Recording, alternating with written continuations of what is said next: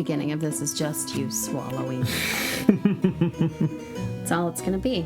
It's because I know you still engineer these, so it's just for you. Thank you so much. A slurp. What is it? ASMR? What is that they call it? It's like really awful. Yeah. Next time I'm going to crunch some chips. And just scratch the microphone with my non-existent fingernails. Not cool. Yeah. But you know what is cool? What? It's Ghostacles time. Ghostacles time. Whatever do you mean? I mean, already? It's time already. But it's barely been a week. It's been exactly a week, almost to the hour. That's true. Because we're just on time this week. Oh my God. Because this Sunday there was not a hailstorm, but there was a tornado warning. There was. Yay! I was driving through it back from my trip to Austin last weekend. It got kind of hairy. We had to leave the store, come home, and get ready for under the stairs. But the girls got all of the pillows, and they made a fort. And by the time they were finished with the fort, it was over. So, it worked out. For the past several weeks, I'd like to point out that the beginnings of our Ghostacles episodes sound like transmissions from a post-apocalyptic wasteland hellscape. So the tornado happened, and then we were stranded, and then I guess it touched down, but it must not have done any damage because nobody ever said. There were tornadoes last night, not too far from here, actually, up in the north of here. There were some tornadoes. The lightning storm. Yeah. From up, you could see the clouds out the window, and then the lightning behind it. And it was really pretty, actually. It was really cool, and then it was dark, so you couldn't see that ugly apartment complex. It was really nice. That's good. You really hate that comment. I really hate it. It's ugly. They don't seem to have gotten as much roof damage from last week's hailstorms. Well, they were pretty shitty to start off with. So maybe you just can't. Maybe the hail just took pity. Yeah. Or, you know what, though? It was coming this direction, so the other side of their roof is probably a mess. Right. Yeah, because your fence looks like shit. I know. I mean, it's bad. It's kind of fun. It looks distressed. I did not realize this until this week, but the hail literally destroyed one of my chairs out back. Really? It broke it. Oh, my God. Yeah, it's crazy. But that's why we're so late again this week. Yay! Start with a story, Michael. Who's afraid of ghosts when there's weather? When there's weather. Yeah. Having a sip of my coffee. It's true. This story, this is going to be a nice long one. This comes from Beth, which may or may not be a pseudonym to protect the not so innocent. Who knows? We got you, Beth. Right. Beth writes, you know you're having a shitty night shift when the ghosts stop messing with you. Okay, now that I have your attention, 1. For the past several years, I've worked the night shift at a mental health hospital. Despite basically everyone telling me how creepy they find the unit at night, I've personally never minded. I've always liked the quiet and stillness. And the ghosts. As long as they're quiet and still. As with any 100-plus-year-old mental health hospital, there are ghosts. Gosh. Oh, God, it was Sorry. I'm just thinking about what was it like 100 years ago? They're like, here, have this mercury. That'll cure you. As with any 100-plus-year-old mental health hospital, there are ghost stories the staff tell each other. But what creeps me out the most is what I saw. What I saw had no story attached to it. Well, it does now. One warm summer day, I had arrived for my shift like normal and was sitting down talking to my coworkers. I was sitting opposite them and just happened to look off towards the doorway I'd come through when I saw it. A white, human-looking figure appeared to be walking from the doorway toward the windows across the room. Well, I say walking, but this figure had no legs. Or lower body, for that matter. No. Just the upper torso. Though there were no defining features, something just screamed male to me. So I refer to the figure as him. He made his way to a nearby pillar, but vanished after walking behind it. I immediately stopped laughing and can only imagine the horrified face I made as one of my coworkers whipped around in the direction of the doorway. What did you see? What did you see? She questioned in a panic. It sounds like we're like, what did you see? Tell me everything! As it was obvious something was wrong, I told her everything. She and my other coworker were uneasy walking out that night, as was I when I locked the door behind them, leaving me all alone until the day shift arrived. On purpose. Big ol'... That's canceled. This was well over a year ago, and I've never seen him again. A few people working here have felt unease around that doorway, and I've occasionally heard noises I can't explain from that area. Just some extra bits The stories I'd heard were the ghost of an elderly woman who can sometimes be seen in various parts of the hospital. She's a bit obvious, and she's dressed in clothing from the late 1800s. She's a bit obvious. It's like very obvious, Grandma. As you see her, like, let me guess, ghost. Big surprise. The ghost of a young woman haunts some of the lower floors. She appears and looks so real that staff just assume she's a patient. They try to help the poor, panicking woman, but she disappears right in front of them. Creepy!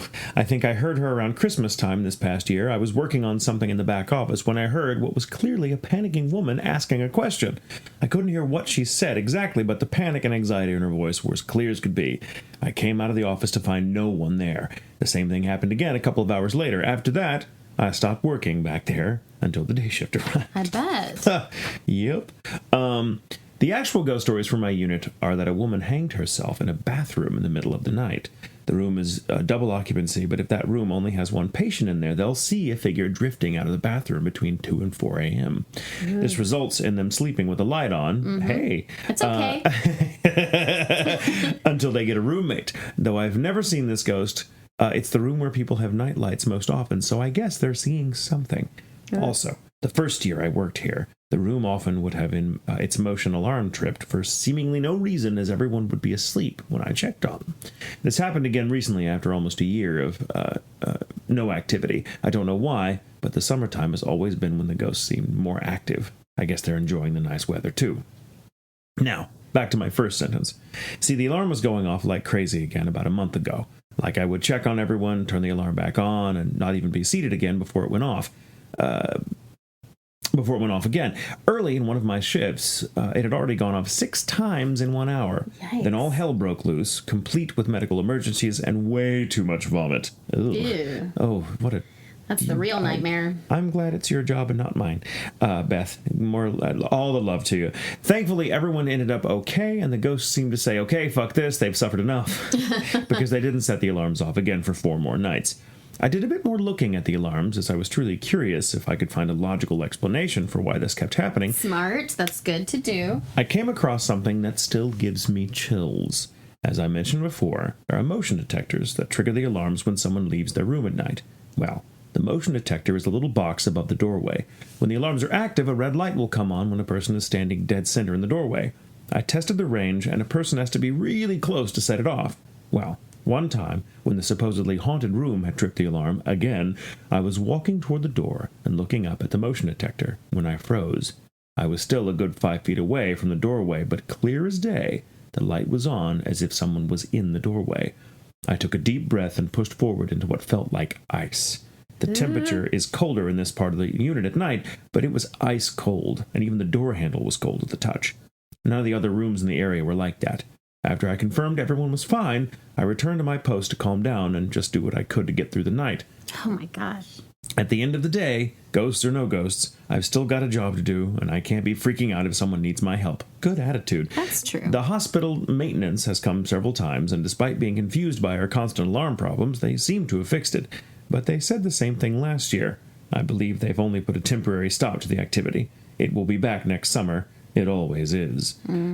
One time, an office chair was squeaking like someone was sitting in it and moving, you know, those office-style swivel chairs, but we knew no one was in that room. The fan was off and the window was closed. One of my workers yelled into the empty office, "Knock it off!" I told her not to piss off the ghost, but I told her not to piss off the ghost when I was about to be left alone with them. Don't piss them off. I'm going to be stuck all night with these fuckers.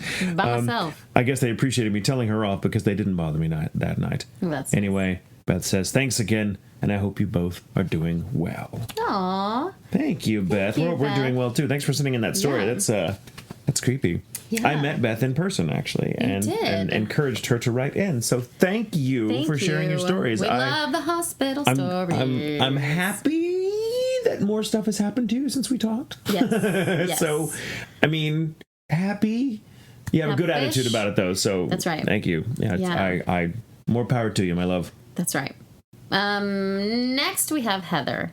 I try not to think about the other one. Sorry, Heather. Hold that thought. Just a mental hospital that's 100 years old. I just cannot even fathom the kind of energy that's in that space. I know, right? I mean, it's got to be just. Oof.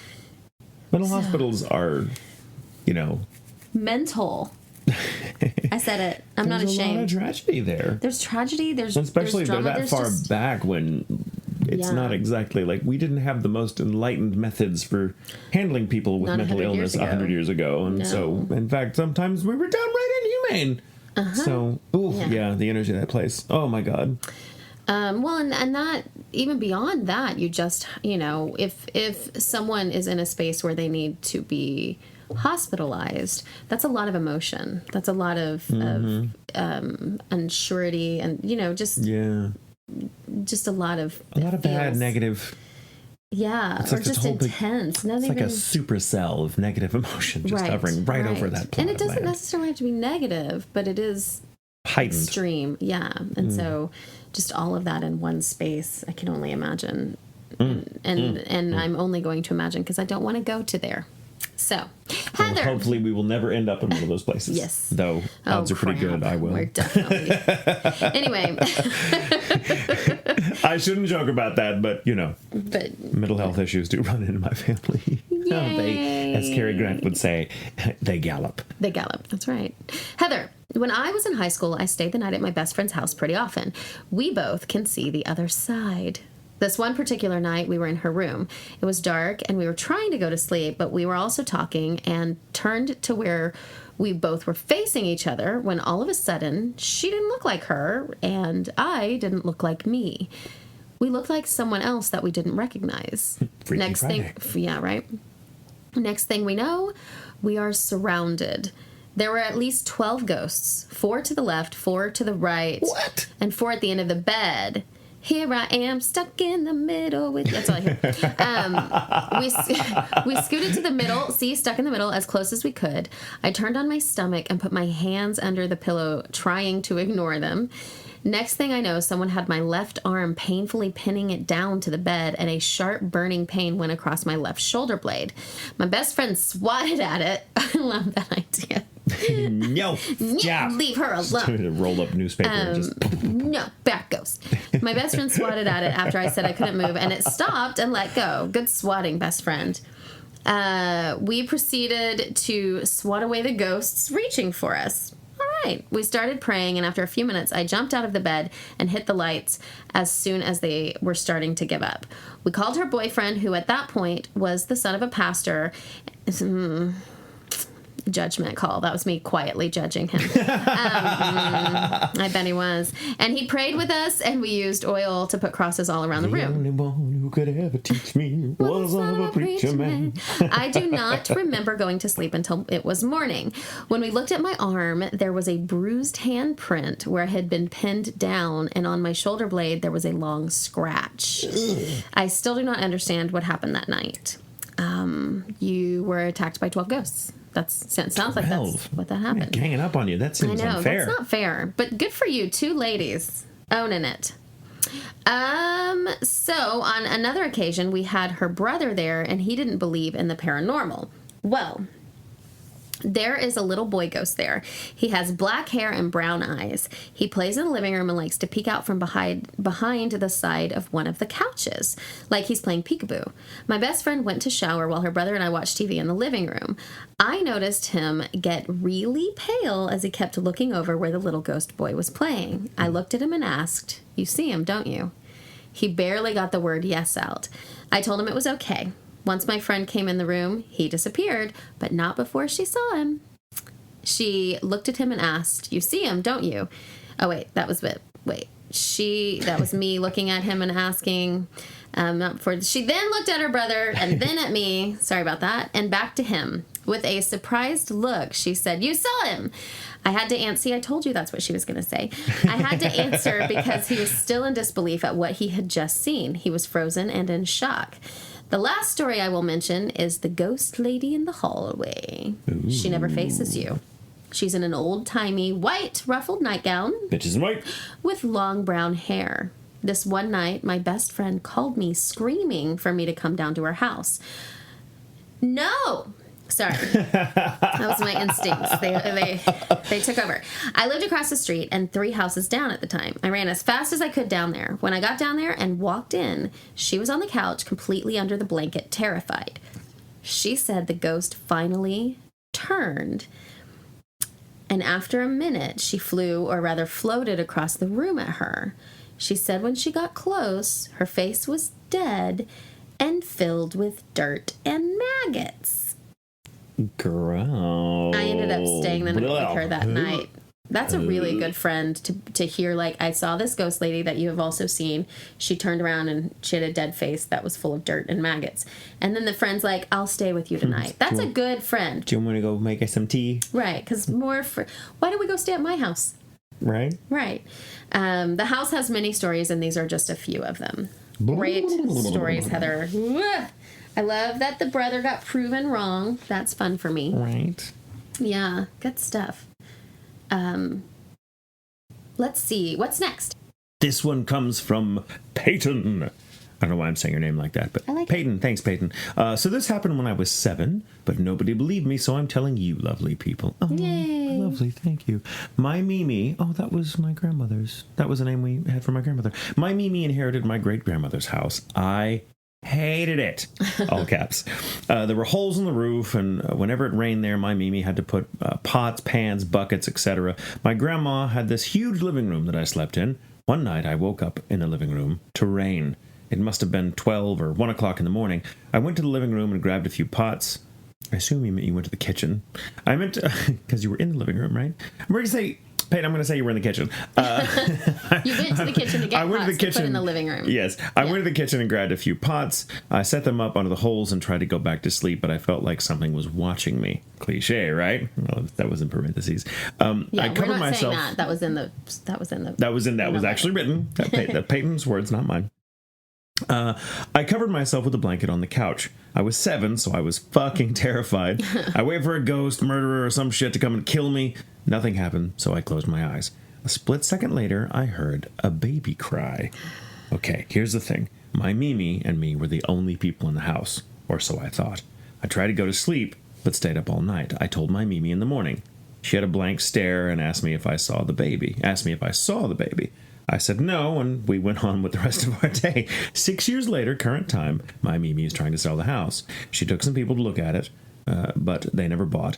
I asked my Mimi what the people said. She told me she had that same blank stare from that one night and said they saw my sister. Her Mimi's sister, died when she was 1 year old because she had drowned in a bathtub. Ooh, there's a lot of detail in that story that I want to know. Let me get this straight. She's 13. I guess she'd be 13 now. She was 7 at the time that this happened, and then 6 years later, so 13. I feel like you're too young to be listening to this podcast. Don't say not if you've had that kind of experience around your family. I don't know. You can't help it.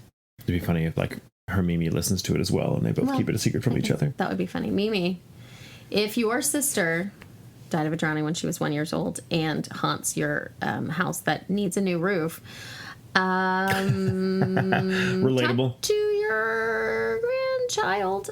Peyton also mentioned that her grandmother was, I guess it was her grandmother's twin sister, because they were both one. Oh, wow. Is what I got from that.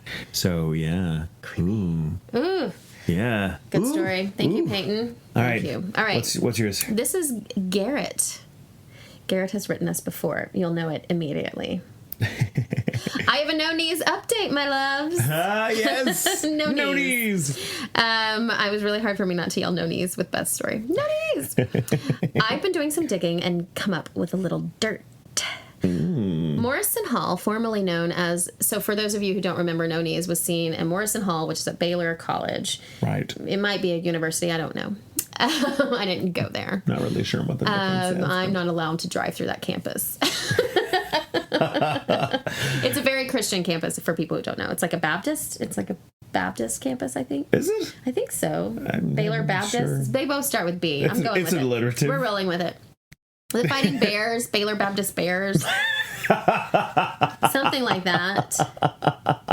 It's right. That's Big Baptist Baylor Bears. Big Baptist Baylor Bears. This is fun to say. I hope they're Baptist now because I really want that to work. Yeah. So, okay. Anyway, it's a religious college.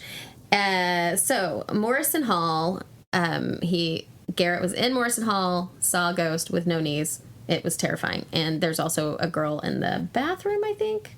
We'll talk about it. Yeah. Just to jog your memory. Okay. Morrison Hall, formerly known as Morrison Constitution Hall, was home to the Baylor Law School from 1955 to 2001. It housed academic programs in the College of Arts and Sciences and select interdisciplinary programs. If you go back and look at the picture of the building in 1955, you can easily see that the building looks different. The porch is raised now, the windows are no longer as ornate, and there are plenty of plants for allergies.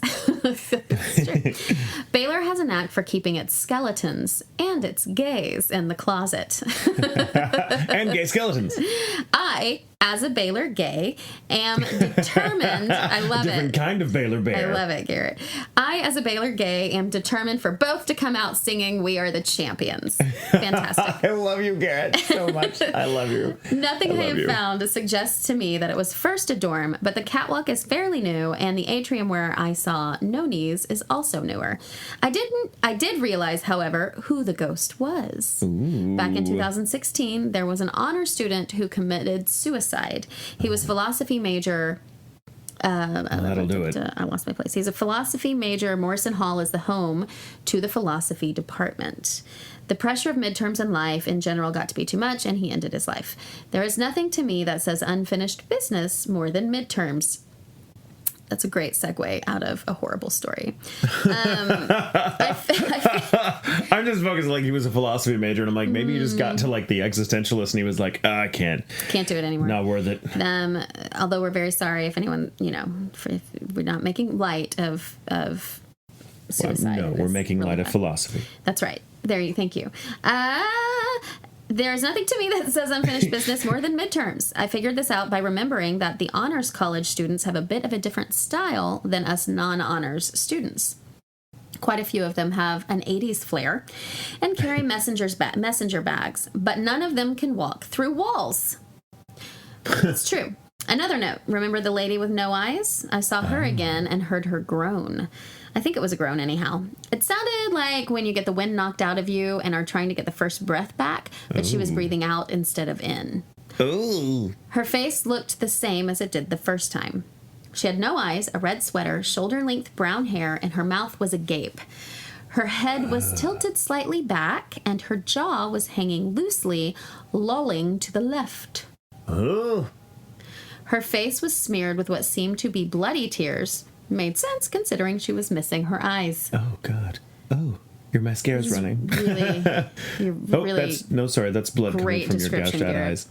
I wasn't scared of her. A lot of gross-looking ghost faces today. I know, very gross. I wasn't scared of her this time. She stayed where I could see her for a good 15 seconds, only vanishing again when the bathroom door opened, the metal handle making a loud clicking sound. Turns out there was a group of 3 students who were killed in 1999 in a car accident. One was an art student. The art students had classes in Morrison Hall until 2001 when they moved over to Hooper Schaefer. The Hoop is also haunted by the Gray Man. I've never seen Mr. Gray, but there are plenty who have. Morrison, on the other hand, is very creepy. It faces 2 of the oldest buildings on campus, Old Main and Carroll Science. Old Main is a maze and hell on earth for freshman students to navigate. Carroll Science is creepy too, but only because there are offices under a large set of original wooden stairs. Campus-wide power, itty-bitty office space.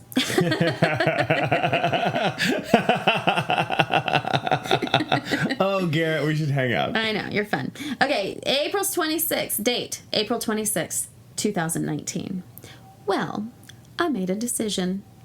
I either stupidly or brilliantly decided to go to Morrison last night. It was around midnight, and I decided that a ghost hunt would be fun. Where better to hunt for our friendly campus specters than in Morrison? I don't know why they decided to read it right fucking now, but they are, and I'm sorry about that.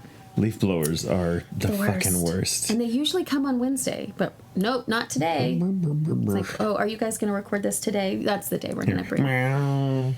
Sorry, Garrett's in Morrison. He's gone ghost hunting. It was about midnight and I couldn't sleep. Nightmares have been keeping me awake, so I decided to get dressed and head across campus to Morrison. Make some more nightmares of your own. It's like, well, I'm gonna. You know what I'm gonna do? I'm terrified right now because of these dreams. Let me go really give myself something to be afraid of. I need to find something more terrifying to just push those nightmares out. Yeah, exactly. It's like it's homeopathic in a way. Armed with nothing save for my phone and my Jell-O-like courage, I walk in. There are stairs leading up to a landing that looks out onto Burleson Quadrangle via some large windows. Moonlight spilled in around my feet, as well as golden lamplights that made my shadow seem much taller than me. The echo of my steps and shaky breathing echoed back at me off the nice walls and floors. Gneiss? No idea. No idea. Gness? What? Gneiss. Wow, no, I don't know that word. Nice. Nice. I go up to the graduate floor and head for the stairwell around the dark corner. My feet hit the carpet and my body is chilled to the bone when a large mass of cold air that smells like acrylic paint envelops me. I stay still as to not scare it off. I feel like Michael was in your head going, "Don't run away." I want to believe that. I was not in your head. I was a block away going, "Don't run away." Make sure you stay there and get all the information for us. I'll meet you at the Starbucks. I feel you, I whisper. My chest and lower abdomen hurt like I have a heavy bruise. Seatbelt bruise, I think. Ooh. The cold air and the smell vanish. I wait. Nothing. I continue on and listen for anything more, but all I hear is my own heart rattling in my ribs as I look at the stairwell that leads up to the 3rd floor. I make it up only 2 steps before something I can't see shoves me hard in the chest. I stumble and fall back onto my ass on the cold floor and bang my head on the wall behind me. I smell iron and see a dark mass above me that is slightly illuminated by my watch that got triggered by my fall. There are no distinctive features about it, just a large, dark mass leaning over me. "Careful," I hear a voice say. Oof. Fuck this noise, I think. I get up as fast as my pounding head will let me and shuffle down the stairs with the window that looks out onto the quadrangle. A painting to my left catches my attention. Black and red abstract strokes on canvas remind me of the girl with no eyes in the bathroom. Ooh. I shake my head and book it out of there. Bye. I've learned my lesson. No ghost hunting in Morrison. When I'm alone, that is. Oh. Garrett, that's such a good story. It's well written too. Well Give done. us more. Well done, Garrett. Now go back with people. Yeah, go back with people and see what they see. Happens. Oh we're giving assignments. Ooh, that was We great, want you to go back to Morrison. Actually, go back to Morrison and take an episode of the podcast with you and see if they respond. That's a great idea. That's a great way to market our podcast as an actual ghost hunting tool. Absolutely. I love that idea. Garrett, it's up to you. Make this work for us. Thank you, everybody, pressure. for your submissions. Yes, these were great. Thank you, everyone. Wish us luck with the listening. weather this week. Right now, it's sunshiny, and it hot seems like as hell, it's going to be hot again. But there's no storms in the forecast. For June in Dallas. It's not bad. It's about, it's apropos.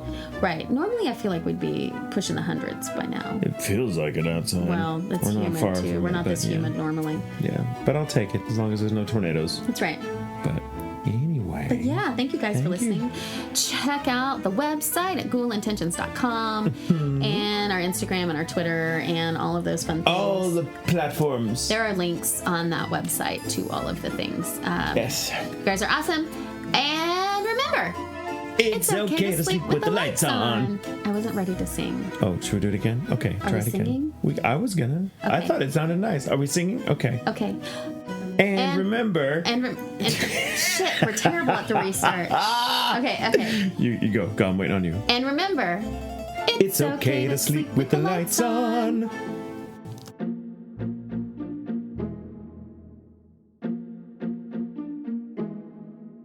"6 years later, current time, my Mimi is trying to sell the house. Dang it.